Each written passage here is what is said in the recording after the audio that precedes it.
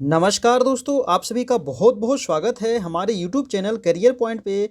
और आज हम लोग देखेंगे बीपीएससी यानी कि बीपीएससी का आपको टेस्ट स्टार्ट हो चुका है और आज होगा टेस्ट नंबर दूसरा। और इसमें हम लोग देखेंगे टेस्ट नंबर 1 में देखे थे 1 से लेकर के 70 तक, आज देखेंगे 70 से हम लोग आगे। और ये आपका टाइमिंग है दोस्तों 9 बजे से, ठीक है। आज आपका क्लास लाइव नहीं चल रहा है, आज आपको वीडियो बना करके दे दिया जाएगा ताकि अपनी तैयारी को आप आगे बढ़ा सके। 3 दिन आपका क्लास चलता है बीपीएससी का, यानी कि ट्यूसडे, थर्सडे और सैटरडे, ठीक है। 3 दिन आपका चलेगा बीपीएससी और 3 दिन चलता है आपका मंडे, वेडनेसडे एंड फ्राइडे आपका चलेगा बिहार एएसआई दरोगा का टेस्ट। और इसमें आपको फुल टेस्ट कराया जा रहा है और ये सिलेबस के अनुसार आपको टेस्ट कराया जा रहा है। तो चलिए, ये हमारा टेलीग्राम चैनल है, तो आप अभी जो ज्वाइन नहीं किए तो प्लीज़ टेलीग्राम चैनल को ज्वाइन कर ले। ये आपका फेसबुक पेज है ज्योग्राफी बाय मुकेश कुमार, तो प्लीज़ आप लोग इसे लाइक करें।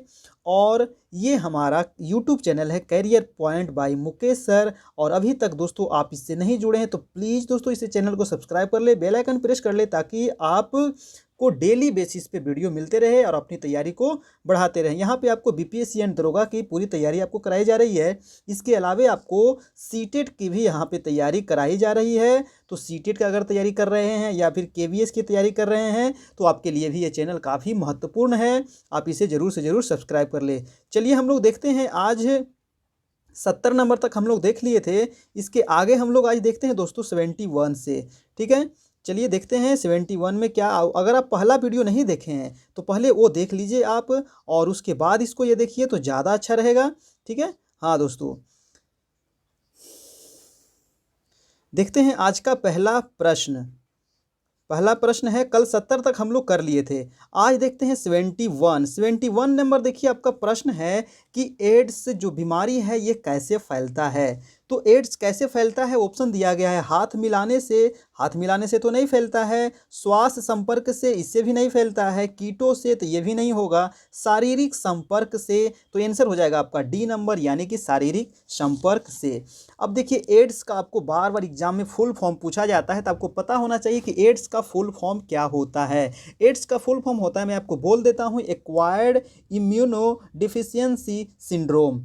कई बार एग्जाम में पूछा गया है एक्वायर्ड इम्यूनो डिफिशियंसी सिंड्रोम, ये एड्स का फुल फॉर्म होता है। एड्स जो होता है ना, एचआईवी नामक वायरस से होता है। और एचआईवी का फुल फॉर्म क्या होता है, तो ह्यूमन इम्यूना डिफिशियंसी वायरस। एचआईवी का भी फुल फॉर्म पूछा जाता है, तो आप नोट कर लीजिएगा, ह्यूमन इम्यूना डिफिशियंसी वायरस, ठीक है। इसके जो हमारे शरीर में संक्रमण होने से क्या होता है, एड्स का बीमारी फैलता है, ठीक ना, याद रखिएगा। और जो मेन इसका रीजन है एड्स फैलने का, वो शारीरिक संपर्क से है।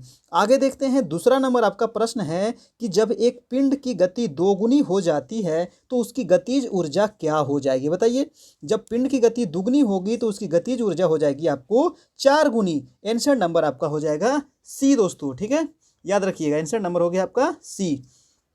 अगला चलते हैं, आपका थर्ड नंबर प्रश्न, सॉरी 73 नंबर प्रश्न है कि पानी के खारापन का कारण किसका घुलनशील लवण है, बताइए। जो पानी का जो खारापन है, इस पानी में कौन सी चीज़ का घुलनशील होता है जो पानी खारापन होता है। तो ऑप्शन देखिए आपका क्या हो जाएगा आंसर 73 का आपका आंसर हो जाएगा आंसर नंबर डी यानी कि कैल्शियम और मैग्नीशियम, ठीक है। तो जल की अस्थाई जो कठोरता होती है उसमें कैल्शियम और मैग्नीशियम के सल्फेट, क्लोराइड, नाइट्रेट आदि लवण के घुले रहने के कारण होती है ये कठोरता, है ना। और जल की अस्थाई कठोरता उसमें कैल्शियम मैग्नेट के बाइकार्बोनेट घुले रहने के कारण होती है। आगे देखते हैं आपका 74 कि निम्न में कौन सा रोग वायरस से नहीं होता है। अब बताइए कि 4 इसमें रोग दिया गया है जो वायरस से नहीं होता है, तो पीलिया, इन्फ्लुएंजा, टाइफाइड या गलसोथ।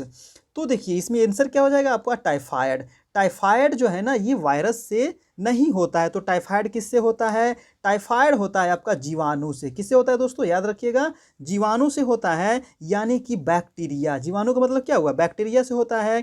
अब जब भी आपको टाइफाइड का बीमारी होता होगा, ठीक है, तो दूषित जल पीने से होता है टाइफाइड का बीमारी। और टाइफाइड में किस चीज़ को प्रभावित करता है, तो आंत को प्रभावित करता है टाइफाइड, ठीक है।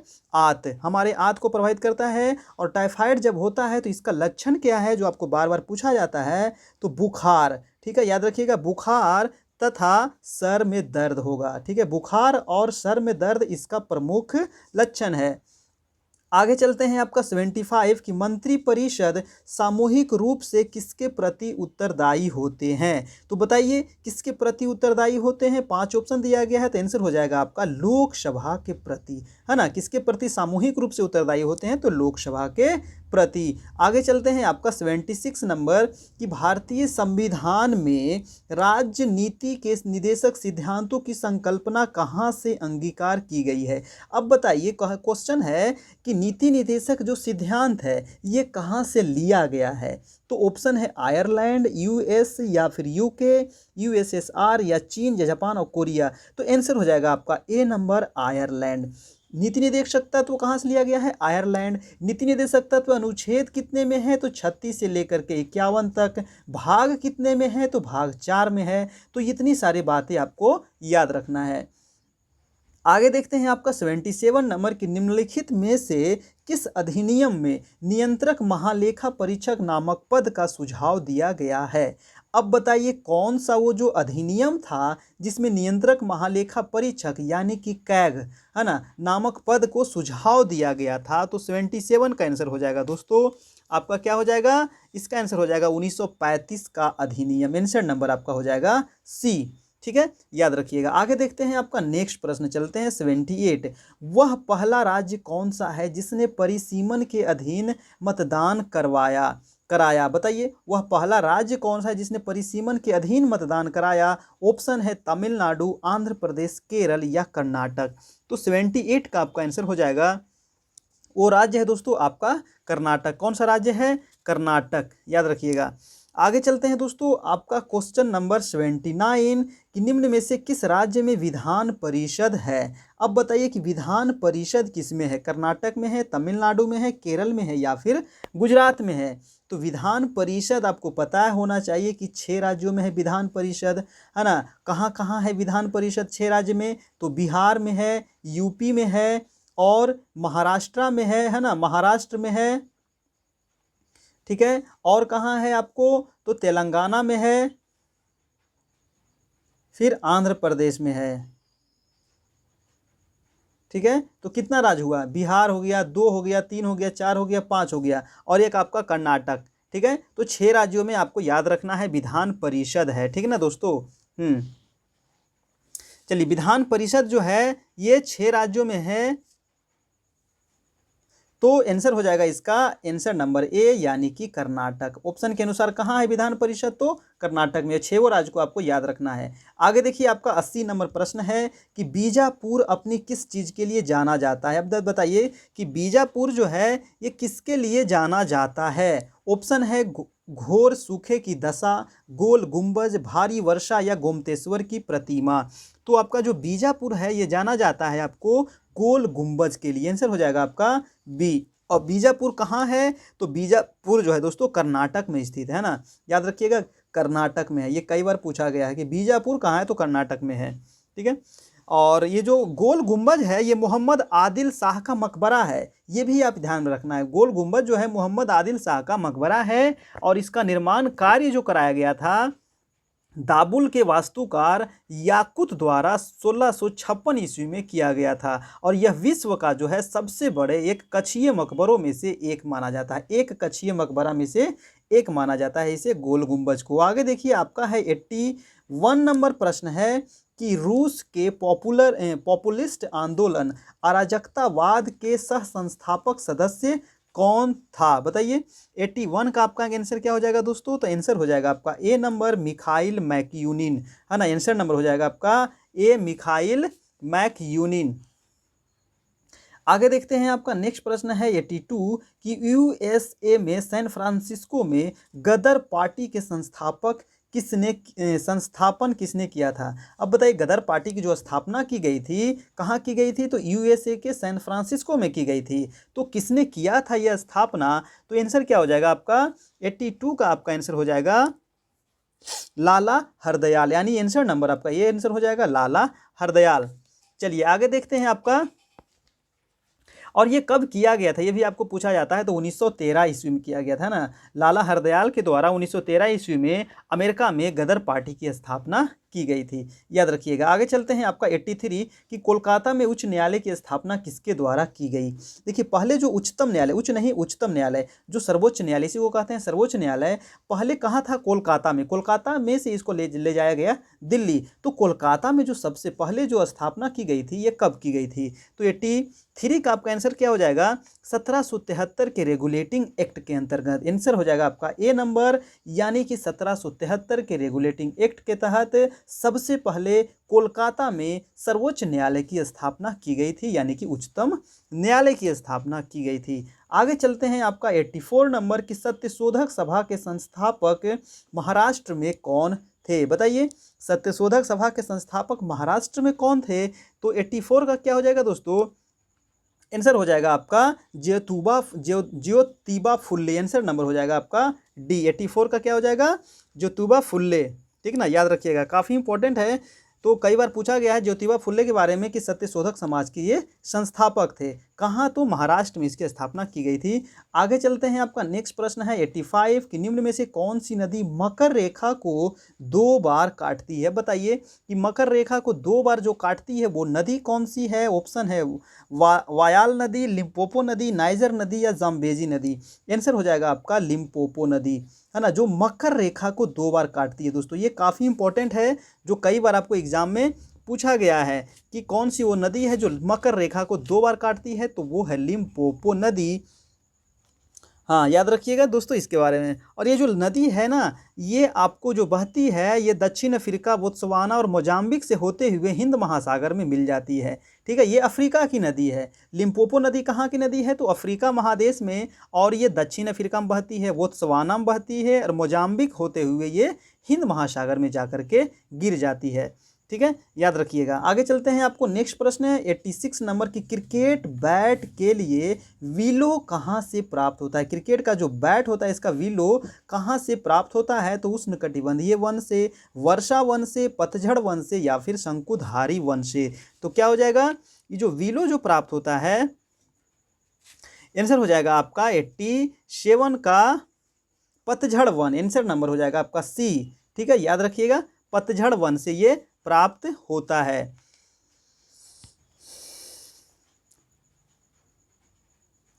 आगे देखते हैं दोस्तों, आपका 87 नंबर की एशिया की सबसे बड़ी नदी कौन सी है। अब बताइए कि एशिया की सबसे बड़ी नदी कौन सी है। तो ऑप्शन है इंडस नदी, यांगसी नदी, हवांगो नदी या फिर गंगा नदी। तो एशिया की जो सबसे बड़ी नदी है वो आपका आंसर हो जाएगा यांगसी नदी, यानी कि आंसर नंबर बी। और ये कहाँ बहती है, तो ये चीन की नदी है, ठीक है। चीन का शोक किसे कहा जाता है, तो हवांगहो को, हवांगहो नदी को चीन का शोक कहते हैं। और यांगसी नदी जो है ये एशिया की सबसे बड़ी नदी है। अगर पूछा जाए कि विश्व का सबसे बड़ा नदी और लंबी नदी में दोनों में अंतर होता है। अगर विश्व का सबसे बड़ा पूछे तो हो जाएगा अमेजन नदी, और विश्व की सबसे लंबी नदी पूछे तो हो जाएगा आपका नील नदी। तो दोनों आप याद रखिएगा। आगे चलते हैं दोस्तों, आपका नेक्स्ट प्रश्न है 88 कि ग्रहण के दौरान पड़ने वाली छाया का सबसे काला भाग क्या कहलाता है। बताइए, जब ग्रहण होता है, जब काला भाग छा जाता है तो उसको क्या कहते हैं, आपको बताना है। तो क्या हो जाएगा, उसको कहते हैं प्रछाया, यानी आंसर नंबर हो जाएगा आपका बी। क्या हो जाएगा, क्या कहते हैं उसको, प्रछाया। चलिए नेक्स्ट प्रश्न देखते हैं, आपका 89 की विपदा के लिए योजना बनाने का मुख्य उद्देश्य क्या कम करना है। विपदा के लिए योजना बनाने का मुख्य उद्देश्य जो है क्या कम करना है। तो 89 का हो जाएगा आपका आंसर नंबर क्षति, आंसर नंबर हो जाएगा आपका बी, यानी क्षति को कम करना है। मेन उद्देश्य यही होता है कि क्षति को कम किया जाए। आगे है कि सहलग्नता की खोज किसने की थी। बताइए कि सहलग्नता की खोज किसने की थी। तो क्या हो जाएगा, संलग्नता की जो खोज की थी वो किया गया था आपको वाइटेशन के द्वारा। आंसर नंबर हो जाएगा डी नंबर, वाइटेशन के द्वारा किया गया था संलग्नता की खोज। आगे देखते हैं दोस्तों, आपका 91 नंबर प्रश्न है कि जेनेरा प्लांटेरियम का लेखक कौन है। जेनेरा प्लांटेरियम का लेखक कौन है। तो आपका आंसर क्या हो जाएगा, जेनेरा प्लांटेरियम का जो लेखक है वो हो जाएंगे लिनियस, आंसर नंबर ए, ठीक है। आंसर क्या हो जाएगा, लिनियस है। तो याद कर लीजिएगा, नहीं याद है तो आप इसको नोट भी कर सकते हैं, ठीक है। हाँ, आगे देखते हैं आपका 92 नंबर प्रश्न है कि प्रनाग 92 प्रश्न है कि प्रनाग के बीजाणुधानीधर है ना पत्ते को क्या कहा जाता है। देखिए, ये सब बायोलॉजी का क्वेश्चन है तो थोड़ा सा आपको हार्ड लगेगा, है ना। तो इसको कहा जाता है आपको आंसर नंबर बीजाणुधानी पुंज, यानी कि सी नंबर, ठीक है। प्रनाग के बीजाणुधानीधर पत्ते को क्या कहते हैं, बीजाणुधानी पुंज। आंसर नंबर हो जाएगा आपका सी नंबर। चलिए आगे देखते हैं, आपका 93 नंबर प्रश्न है कि साइकेस के प्रवाल मूल किसमें सहायक होते हैं। तो साइकेस के जो प्रवाल मूल सहायक होते हैं, 93 का आपका आंसर हो जाएगा आंसर नंबर बी, यानी कि जल अवशोषण और नाइट्रोजन स्थिरीकरण। आंसर हो जाएगा आपका बी नंबर। चलिए दोस्तों, नेक्स्ट प्रश्न देखते हैं आपका 94 कि मौस में जल का वहन किसके द्वारा होता है। बताइए, मौस में जल का वहन किसके द्वारा होता है। तो आंसर हो जाएगा आपको पैरेनकाइमा। आंसर हो जाएगा आपका पैरेनकाइमा, यानी आंसर नंबर आपका हो जाएगा डी। आगे देखते हैं, आपका 95 नंबर है कि फ्लोएम में सहचर कोशिकाएं किसमें पाई जाती है। बताइए, फ्लोएम में सहचर कोशिकाएं किसमें पाई जाती है। ऑप्शन है अनावृत बीजी, ब्रायोफाइटा, टेरिडोफाइटा या आवृत्ति बीजी। तो 95 का आंसर हो जाएगा आपका 95 का आंसर हो जाएगा आवृत्ति बीजी। Answer number D. देखिए, सब बायोलॉजी का साइंस का क्वेश्चन है तो थोड़ा सा आपको टफ लगेगा, है ना। आगे देखते हैं आपका 96, क्योंकि साइंस भी आपको 20 से लगभग 20 प्रश्न आपको साइंस पूछा जाता है बीपीएससी में, ठीक है। निम्नलिखित में से क्या सोपानी परिमाण है। तो सोपानी परिमाण इसमें क्या है, वेग, बल, कोणीय संवेग या फिर स्थिर वैद्युत विभव। तो 96 का आपका आंसर हो जाएगा स्थिर वैद्युत विभव, यानी कि आंसर नंबर आपका डी नंबर। आगे देखिए, आपका है 97 कि निम्नलिखित में से क्या वेक्टर परिमाण है। अब बताइए कि इनमें से कौन सा वेक्टर परिमाण है, गति, वेग, बल आघूर्ण या फिर विस्थापन। तो 97 का हो जाएगा आंसर नंबर ए, यानी कि गति। आगे देखते हैं दोस्तों, आपका नेक्स्ट प्रश्न है 99 कि एक समान गति वाला पिंड, एक समान गति वाला पिंड त्वरित नहीं होता है, त्वरित हो सकता है, हमेशा त्वरित होता है या एक समान वेग होता है। तो 99 का आपका आंसर हो जाएगा त्वरित नहीं होता है, आंसर नंबर एक, यानी एक समान जो गतिपिंड होता है ये त्वरित नहीं होता है। आगे देखते हैं, आपका 100 नंबर प्रश्न कि एक समान वेग से चल रही गाड़ी में एक व्यक्ति प्लेटफॉर्म पर एक गेंद गिराता है और प्लेटफॉर्म पर खड़े एक प्रेक्षक द्वारा देखे जाने वाला गेंद का पथ कैसा होगा। अब बताइए कि जो आदमी देख रहा है गेंद का पथ कैसा होगा, ऋजु रेखा होगा, वृत्त होगा, परवलय होगा या इनमें से कोई नहीं होगा। तो 100 का आपका आंसर हो जाएगा, 100 का आंसर क्या हो जाएगा दोस्तों, परवलय। आंसर नंबर आपका हो जाएगा सी नंबर, ठीक है। आगे देखते हैं, आपका नेक्स्ट प्रश्न है 101 कि किसी स्थान पर उच्च ज्वार भाटाओं में कितना अंतराल होता है। किसका नहीं होगा, कितना होगा, ठीक ना। इसको सुधार लीजिएगा, कितना अंतराल होता है, ठीक है। मतलब कि एक ज्वार भाटा अभी आया और दूसरा ज्वार भाटा कब आएगा, ये दोनों के समय का कितना अंतर होता है, ये क्वेश्चन पूछ रहा है। तो 101 का आंसर हो जाएगा आपका बी नंबर। ये कई बार आपको एग्जाम में पूछा गया है, यानी जो दो ज्वार भाटाओं के बीच जो अंतर होता है 12 घंटे 26 मिनट, ठीक है। याद रखिएगा, 12 घंटे 26 मिनट के बाद ही दूसरा ज्वार आता है। आगे देखते हैं दोस्तों, नेक्स्ट प्रश्न आपको 102 नंबर, ठीक है। 102 नंबर आपका प्रश्न है कि द्विबीजपत्रियों में परागकण में होते हैं, क्या होते हैं, 2 जनन छिद्र होते हैं, 3 जनन छिद्र होते हैं या 4 जनन छिद्र होते हैं या 1 जनन छिद्र होते हैं। तो 102 का हो जाएगा आपका बी नंबर, यानी कि 3 जनन छिद्र होते हैं द्विबीजपत्री में, ठीक है। याद रखिएगा बी नंबर, सब बायोलॉजी का क्वेश्चन है आपका। अगला देखते हैं आपका 103 नंबर कि भारत में स्वीकार्य ध्वनि प्रदूषण स्तर की सीमा क्या है। क्या है सीमा ध्वनि प्रदूषण स्तर की। तो 16 से 35 डेसिबल, 40 से 45 डेसिबल या 70 से 100 डेसिबल, साल नहीं होगा डेसिमल होगा के बीच, या फिर 10 से 15 के बीच में। तो आपका 103 का आंसर हो जाएगा आंसर नंबर बी, यानी कि 40 से 45 डेसिमल के बीच होता है, ठीक है। याद रखिएगा, भीड़ भाड़ वाले क्षेत्र में ध्वनि प्रदूषण की स्वीकार्य सीमा जो होती है दिन में 55 डेसिबल और रात में होती है 50 डेसिमल, जबकि साइलेंट जोन में दिन में 45 डेसिमल तथा रात में 40 डेसिमल का स्वीकार्य रहती है। तो आंसर हो जाएगा आपका आंसर नंबर बी। आगे देखते हैं 104 नंबर प्रश्न है कि बहिर्मुखता सिद्धांत अर्थशास्त्र की किस शाखा का मूल सिद्धांत है। तो 104 का आंसर क्या हो जाएगा, यानी जो बहिर्मुखता सिद्धांत जो है दोस्तों, ये अर्थशास्त्र की किस शाखा के मूल सिद्धांत है। तो 104 का आंसर हो जाएगा आपका आंसर नंबर ए, यानी इन्वायरोनॉमिक्स। Answer number A, इन्वायरोनॉमिक्स। देखिए 104 में आपको कहा गया है कि अर्थशास्त्र में बहिर्मुखता जो है उस लाभ या लागत को कहते हैं जो किसी गतिविधि या लेन देन से उत्पन्न होते हैं और जिसका प्रभाव एक वैसी पार्टी पर पड़ता है जिसने उस लाभ या लागत को वहन करने की स्वीकृति नहीं दी हो।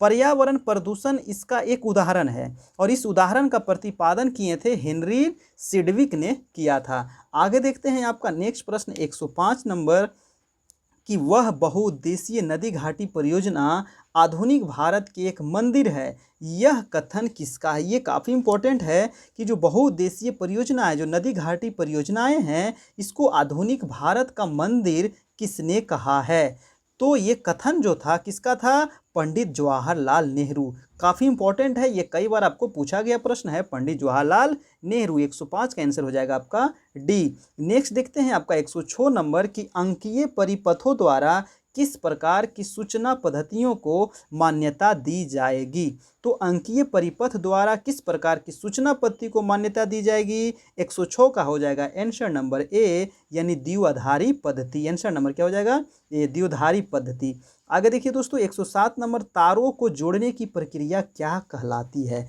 तो तारों की जोड़ने की जो प्रक्रिया क्या कहलाती है, तो 107 का आपका आंसर क्या हो जाएगा, 107 का आंसर हो जाएगा, आप लोग अपना अपना जवाब को देते चले, तो 7 का आंसर हो जाएगा आपका डी नंबर, यानी कि श्रृंखला बंधन। क्या हो जाएगा, तारों की जोड़ने की प्रक्रिया होती है श्रृंखलाबद्ध में इसको जोड़ा जाता है। नेक्स्ट प्रश्न देखिए आपका 108 नंबर प्रश्न कहता है कि कंप्यूटर में गणनाएं करने के लिए कौन सा अवयव मुख्यतः उत्तरदायी होता है। तो कंप्यूटर में जो गणना किया जाता है इसका मुख्य उत्तरदायी अवयव कौन सा है। ऑप्शन है रैंडम एक्सेस मेमोरी, रैम जिसको कहते हैं, control unit, arithmetic logic unit यानी ALU, और हार्ड डिस्क। तो 108 का आंसर हो जाएगा आपका सी नंबर, यानी कि अर्थमेटिक लॉजिक यूनिट यानी ALU जो होता है ये गणना करने का कार्य करता है। आगे देखिए आपका 109 नंबर है कि US हाउस ऑफ रिप्रेजेंटेटिव्स में सेनेटर के रूप में प्रवेश करने वाला पहला हिंदू अमेरिकन कौन था।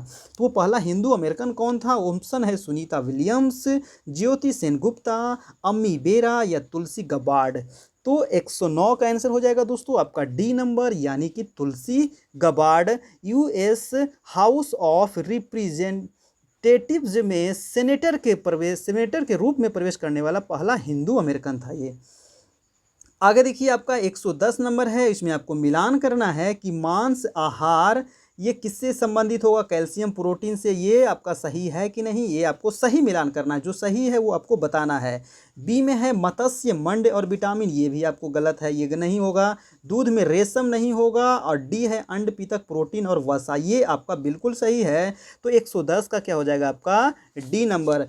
आगे देखिए आपका प्रश्न है 111 कि भारत छोड़ो आंदोलन के समय वायसराय कौन था। तो भारत छोड़ो आंदोलन के समय वायसराय कौन था दोस्तों, तो बताइए।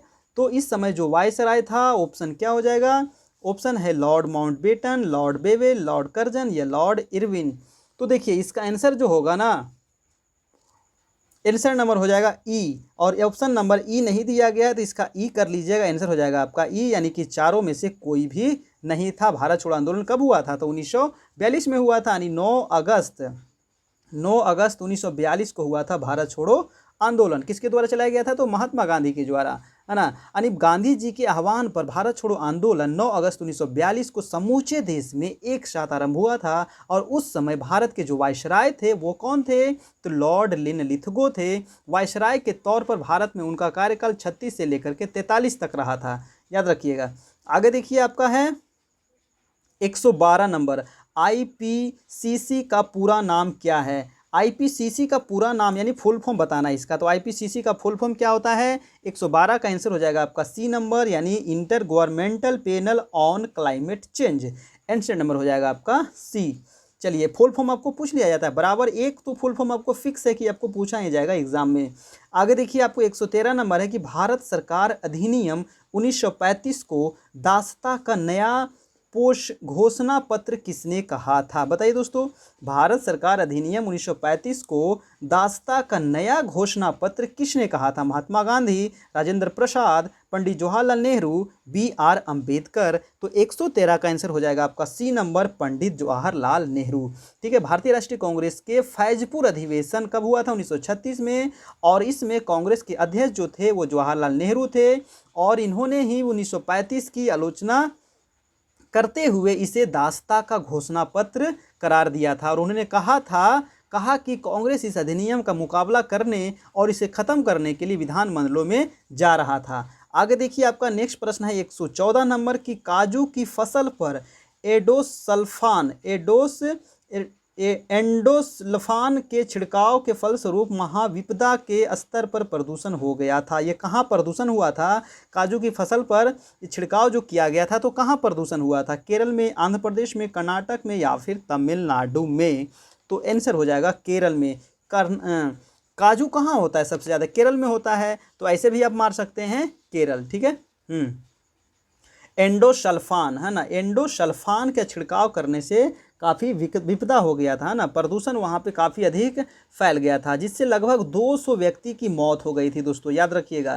ठीक है, और ये केरल में हुआ था। आगे देखते हैं, आपका नेक्स्ट प्रश्न है 115 नंबर की फंक्शनल राजस्व संबंधित है। फंक्शनल जो राजस्व किससे संबंधित है तो बताइए। तो आपका आंसर हो जाएगा फंक्शनल जो राजस्व है ये आपको अब्बा पी लर्नर से, अब्बा पी लर्नर, यानी कि आंसर नंबर आपका हो जाएगा डी। ABC इसको कर देते हैं, डी इसको हो जाएगा ABCD, यानी कि आंसर हो जाएगा आपका डी नंबर, यानी अब्बा पी लर्नर से संबंधित है फंक्शनल राजस्व। ठीक है, चलिए अगला प्रश्न देखिए, आपका 116 की फैरड किसका एकक है? बताइए, फैरड जो है ये किसका एकक है? 116 का क्या हो जाएगा? तो फैराड हो जाएगा 16 का आंसर हो जाएगा धारिता का। फैराडे किसका है? तो धारिता का। आंसर हो जाएगा आपका ए। अगला प्रश्न देखते हैं, आपका 117 की निम्न में से कौन सा इंपैक्ट प्रिंटर है? बताइए, इंपैक्ट प्रिंटर कौन सा है? Ink jet printer, bubble jet printer, laser printer या फिर डेजी व्हील प्रिंटर? तो इंपैक्ट जो प्रिंटर है इसमें से 17 का आंसर हो जाएगा आपका डी नंबर, यानी कि डेजी व्हील प्रिंटर को कहते हैं इंपैक्ट प्रिंटर।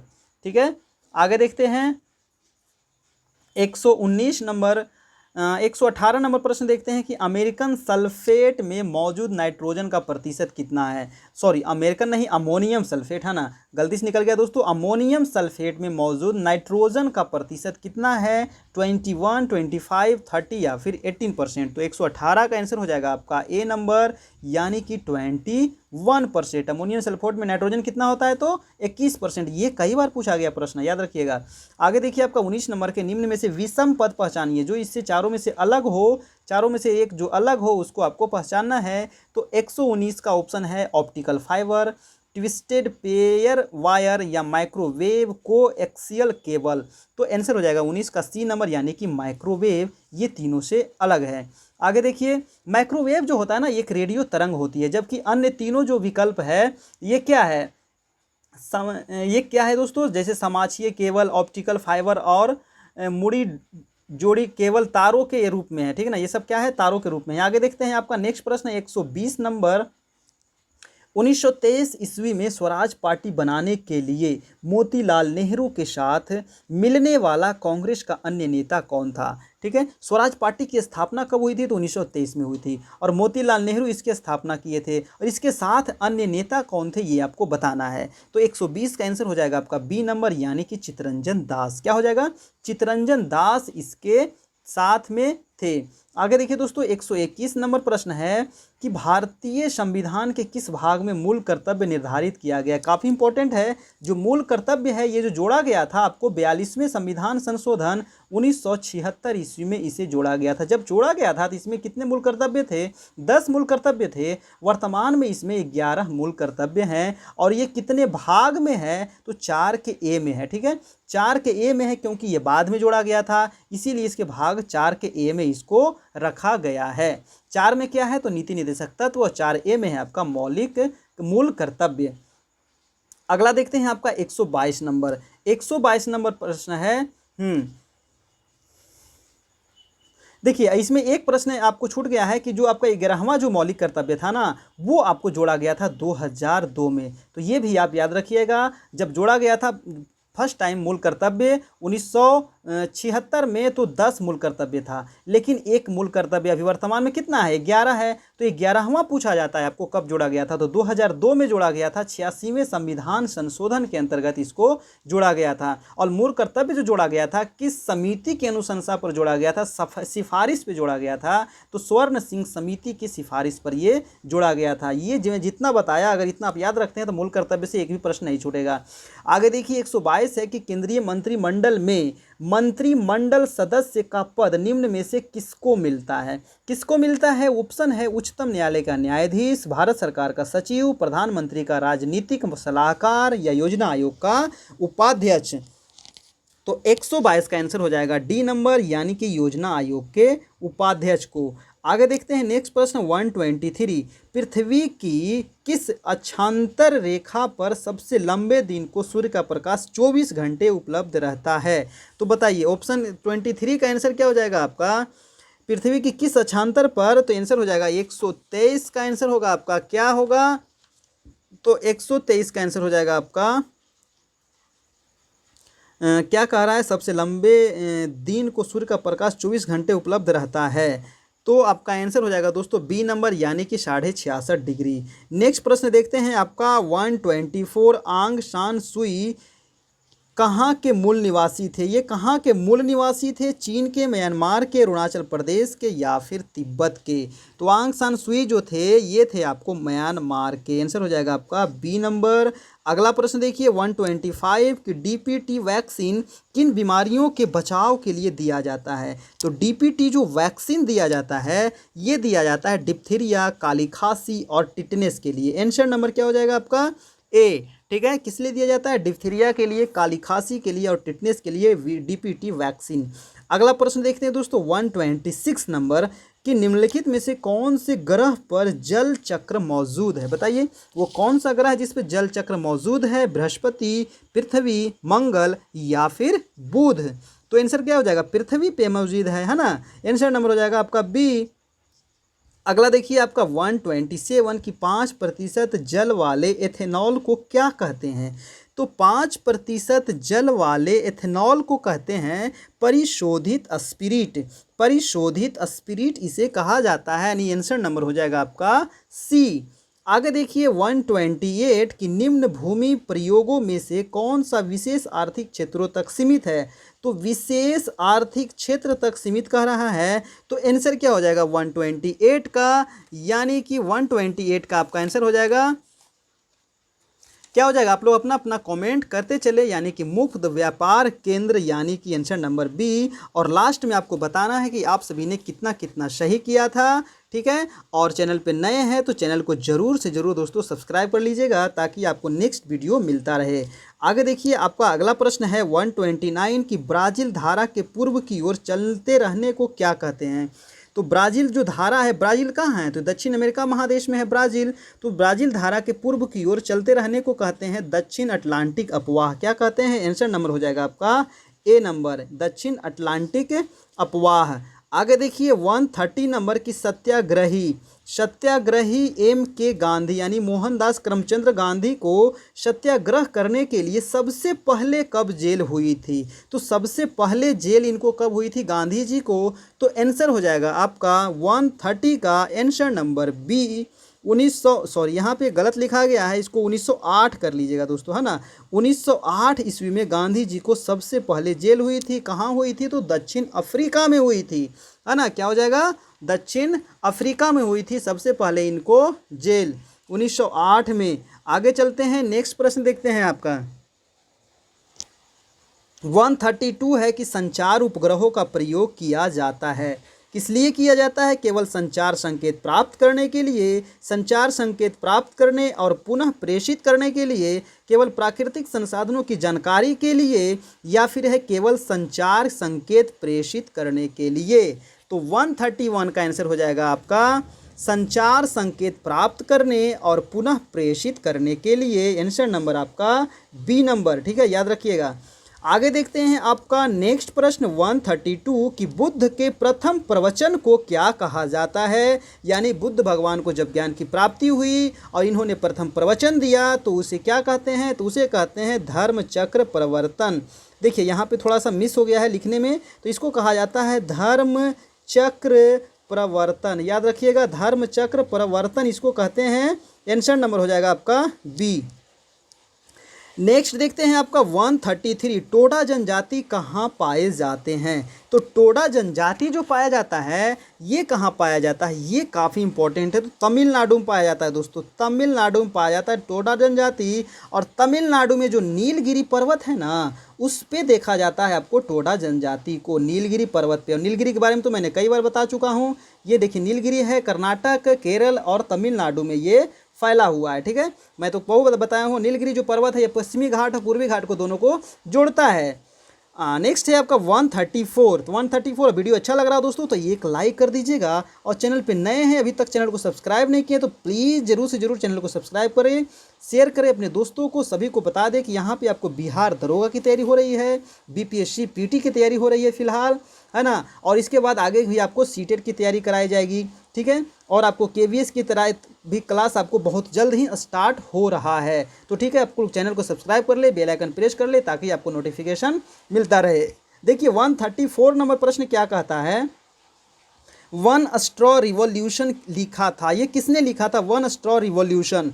तो 134 का आंसर क्या हो जाएगा, आंसर नंबर हो जाएगा आपका डी नंबर, मेसनोबू फुकुओका। ठीक है, नाम थोड़ा सा टेढ़ा है तो इसको नाम आपको याद रखना है, मेसनोबू फुकुओका। आंसर नंबर हो जाएगा आपका डी, वन स्ट्रॉ रिवॉल्यूशन का लेखक है ये। आगे देखिए 135 है कि वाई सोशलिज्म पुस्तक किसने लिखा है। तो पुस्तक आपको बार बार एग्जाम में पूछ लिया जाता है, तो वाई सोशलिज्म पुस्तक किसने लिखा है, तो आंसर हो जाएगा आपका आंसर नंबर डी, यानी कि जयप्रकाश नारायण। आंसर क्या हो जाएगा दोस्तों, जयप्रकाश नारायण। आगे देखिए 136 की शरीर का तापमान सहसा कम होने के कारण शरीर से अधिक ताप की हानि के फलस्वरूप अल्प ताप होता है, किसमें, मेढक में, मानव में, छिपकली में या फिर सांप में।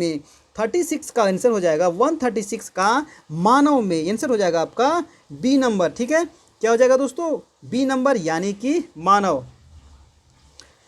आगे देखते हैं आपका 137 नंबर, विश्व भर में समाप्त कर दिया गया रोग कौन सा है। वो कौन सा रोग है जो विश्व में समाप्त कर दिया गया, ठीक है। अब उसका लगभग केस देखने को नहीं मिलता है।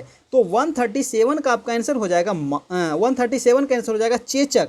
चेचक कहाँ, आंसर नंबर डी। चेचक जो है ना ये लगभग आपको समाप्त हो चुका है, पूरे विश्व से समाप्त कर दिया गया, इसकी अब नहीं देखने को मिलता है इसका रोगी। आगे देखिए 138, राष्ट्रपति के पद की रिक्ति अवश्य भरनी होती है। देखिए जब जैसे ही राष्ट्रपति का पद अगर रिक्त हो जाता है, चाहे वो महाभियोग के द्वारा हटा दिया गया हो या तो बर्खास्त हो गया हो या फिर वो अपना त्यागपत्र दे दिए हो, तो उनका जो पद है वो 6 महीने के अंदर भर लिया जाना जरूरी है। आंसर हो जाएगा आपका ए नंबर। ठीक है, ये कई बार पूछा गया आपको एग्जाम में है। राष्ट्रपति अनुच्छेद कितने में है, तो 52 में है, याद रखिएगा। राष्ट्रपति में महाभियोग कितने में है, 61 में है। क्षमादान कितना में राष्ट्रपति का, 72 में है, जो आपको बार बार पूछा जाता है। आगे देखते हैं दोस्तों आपका 139 प्रश्न है कि अनिवासी भारतीय एनआरआई दिवस कब मनाया जाता है। बताइए, मतलब कि अप्रवासी दिवस जो मनाया जाता है ये कब मनाया जाता है, 9 जनवरी को मनाया जाता है। क्यों मनाया जाता है, क्योंकि 9 जनवरी ही महात्मा गांधी भारत आए थे दक्षिण अफ्रीका से। ठीक ना, महात्मा गांधी 9 जनवरी को ही भारत आए थे, इसी वजह से इसी दिन को मनाया जाता है अप्रवासी दिवस, याद रखिएगा। और इसकी जो शुरुआत हुई थी, कब से शुरुआत हुई थी, 2003 से ये मनाने के लिए शुरुआत की गई है। 9 जनवरी 1915 को 9 जनवरी 1915 को गांधी जी आए थे दक्षिण अफ्रीका से भारत, है ना। और इसी स्मृति में प्रवासी दिवस मनाया जाता है, अनिवासी भारतीय। तो आंसर हो गया आपका 9 जनवरी। तो ये था दोस्तों आज का ये महत्वपूर्ण प्रश्न। आपको कैसा लगा, आप लोग अच्छा लगा हो तो प्लीज़ आप लोग ज़रूर बताइएगा नीचे कमेंट करके। और इसमें कोई अगर आप बदलाव चाहते हैं, कुछ अगर इसमें आप चेंजिंग चाहते हैं तो आप लोग नीचे कमेंट करके बता सकते हैं, उस पर आपको अमल किया जाएगा, है ना। अगर आपको अच्छा लगा तो चैनल को सब्सक्राइब कर ले, लाइक करें, कमेंट करें, शेयर करें अपने दोस्तों के बीच। ये आपका टेलीग्राम चैनल है जो आपको वीडियो के नीचे लिंक मिल जाएगा, तो जहाँ से आप ज्वाइन कर सकते हैं। और ये फेसबुक पेज है, तो आप लोग प्लीज़ दोस्तों इसे आप लोग ज़रूर से ज़रूर लाइक करें। और ये आपका यूट्यूब चैनल है career point by Mukesh sir या फिर ज्योग्राफी बाय मुकेश सर, दोनों में से आप कुछ भी सर्च कीजिएगा तो आपको ये चैनल आ जाएगा। आपको कुछ नहीं करना है, चैनल को सब्सक्राइब कर लेना है, फ्री में आपको तैयारी सभी चीज़ का करते रहना है, ठीक है। आप प्लेलिस्ट में जाकर आप देखिए ना, बहुत सारा आपको फोल्डर मिल जाएगा प्लेलिस्ट में, और वहाँ से आप आराम से तैयारी कर सकते हैं। ये हमारा ट्विटर हैंडल है, तो आप इसको ज़रूर से ज़रूर फॉलो करें दोस्तों, ठीक है। इसका भी लिंक आपको वीडियो के नीचे डिस्क्रिप्शन में दे दिया जाएगा। तो ये था दोस्तों आज का ये सेशन। आपको अच्छा लगा हो तो प्लीज़ एक लाइक कीजिएगा और कमेंट कीजिएगा, ज़रूर नीचे बताइएगा कि आप सभी को ये सेशन कैसा लगा। बहुत बहुत धन्यवाद आप सभी का। Good night, okay bye. अपना अपना सभी लोग ख्याल